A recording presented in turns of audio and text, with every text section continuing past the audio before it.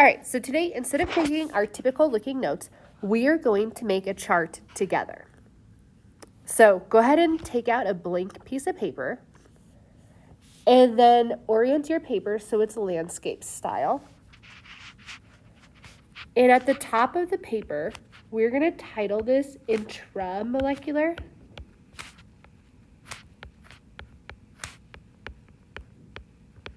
Forces. So intramolecular forces is just a fancy name for ionic and covalent bonds. If we're going to just look at the prefix intra. Intra means within. So these are the forces or the bonds within a compound. So like if we look at water, it's H2O. So these are the forces that hold the one oxygen and the two hydrogens together. All right, so then below your title, we're going to make a scale. So just draw a horizontal line that pretty much takes up your whole paper.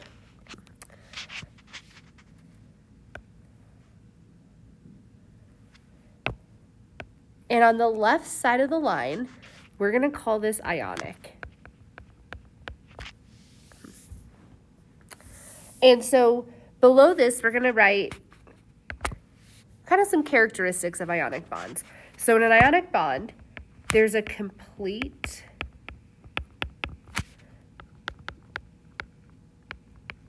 transfer of an electron. And so when an atom either takes or loses an electron, they get that full ionic charge.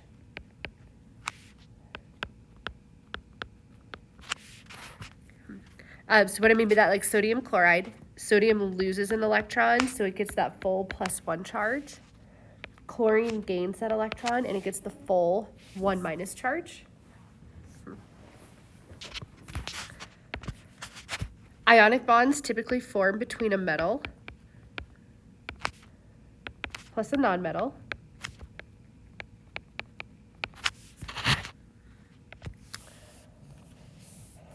And then the way we know if an electron is going to be fully transferred or not is we look at this difference in electronegativities. So I'm going to use a triangle for the difference, and then I'm going to do En for electronegativity.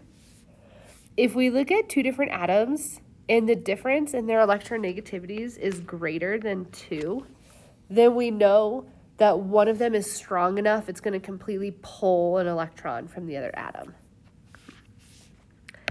And so then what keeps this compound together is just going to be the attraction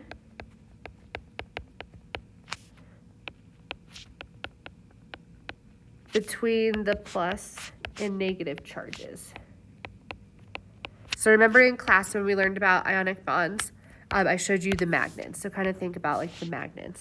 And so our example is the positive charge on sodium is attracted to the negative charge on chlorine.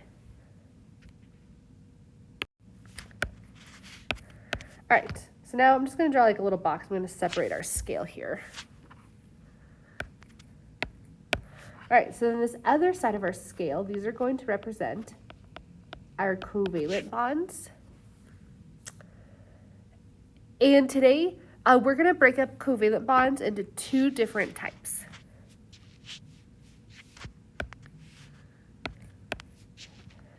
So our first type, we can have polar covalent bonds. So what happens in a polar covalent bond is there's an unequal sharing of electrons.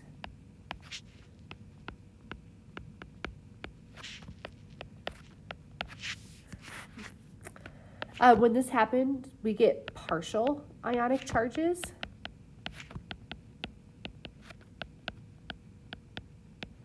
Okay, so what I mean by that is it's not quite like a full +1 charge or a full 1 negative charge. It's just a partial, like kind of positive, kind of negative. So how we represent that is we use this delta symbol. So if you look, it kind of looks like a squiggly lowercase d. And if it's like a partial positive charge, we give it a plus symbol. Or if it's a partial negative, we do this delta and a negative charge. So that's how we communicate that it's a polar bond. It's like, this side's kind of positive, or this side's kind of negative. So an example of a polar covalent bond is hydrogen bonded to chlorine, so HCl. And then the way we can represent this is we can either put the delta positive on the positive atom and the delta minus on the negative atom. Or sometimes we'll see it drawn with an arrow. So the pointer of the arrow points to the negative side. And then the end of the arrow, do you see how this looks like a plus symbol right now? That is pointing towards the positive side.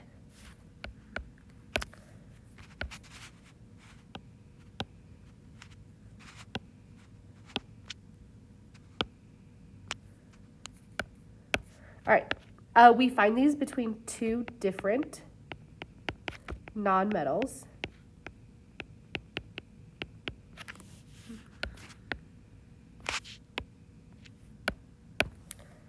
And then finally, we can calculate polar covalent bonds by looking at the difference in electronegativity between atoms. So the difference of electronegativity has to be somewhere between 0.41 and 1.7. All right, and now we're going to jump to our second type of covalent bond. These are nonpolar covalent bonds. So in a nonpolar covalent bond, there's an equal sharing of electrons.